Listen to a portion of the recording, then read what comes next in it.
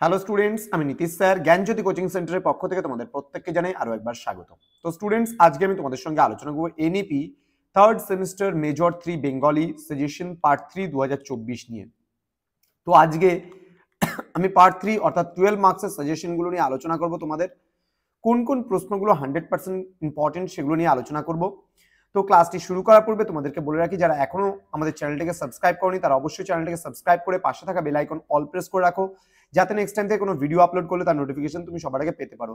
এছাড়া অনলাইনে যদি আমাদের ক্লাস জয়েন করতে চাও তাহলে অবশ্যই যোগাযোগ করো আমাদের অফিসিয়াল নাম্বার 7076398606 নাম্বারে অথবা 6295916282 নাম্বারে।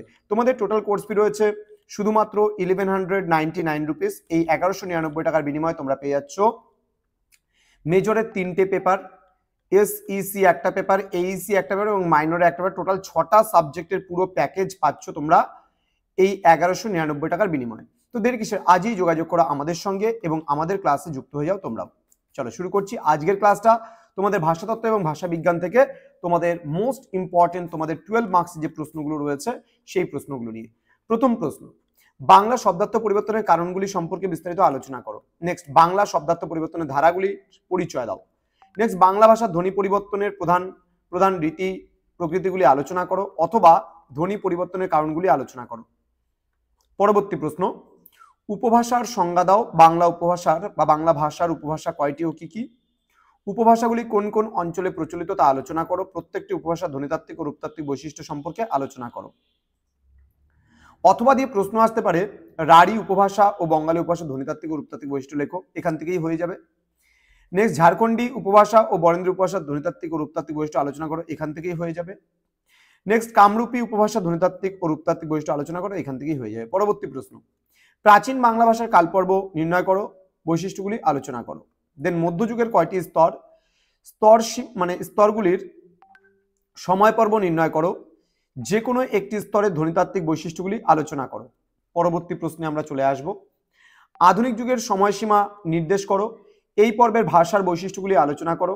নেক্সট, বাংলা ভাষার উদ্ভব এবং ক্রমবিকাশের একটি চিত্র অঙ্কন করো অথবা বাংলা ভাষার যুগ বিভাজন উল্লেখ করে তার বিবর্তনের রূপরেখা চিহ্নিত করো। নেক্সট, ইন্দো ইউরোপীয় ভাষাগোষ্ঠীর থেকে বাংলা ভাষার উৎপত্তির ইতিহাস লিপিবদ্ধ করো। এগুলো হচ্ছে ইন্দো ইউরোপীয় ভাষা বংশের কয়টি শাখা ও কি কি সেগুলির পরিচয় দাও। নেক্সট, রূপমূল কাকে বলে, উদাহরণস্বরূপ স্বাধীন ও পরাধীন রূপমূলের পরিচয় দাও। নেক্সট, সহ রূপমূল বলতে কি বোঝো, রূপমূলের শ্রেণীবিভাগ আলোচনা করো। তো এই ছিল তোমাদের সাজেশন। তো স্টুডেন্টস, তোমাদের আজকে মেজর 3 পেপার বেঙ্গলি কমপ্লিট হয়ে গেল।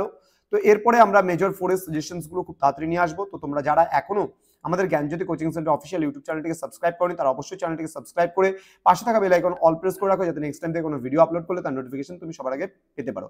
এছাড়া এই সেমিস্টার বা পরবর্তী সেমিস্টারে যদি আমাদের কাছে অনলাইনে জয়েন হতে চাও তাহলে অবশ্যই যোগাযোগ করবে আমাদের অফিসিয়াল নাম্বার 6295916282 এবং 7076398606 নম্বরে।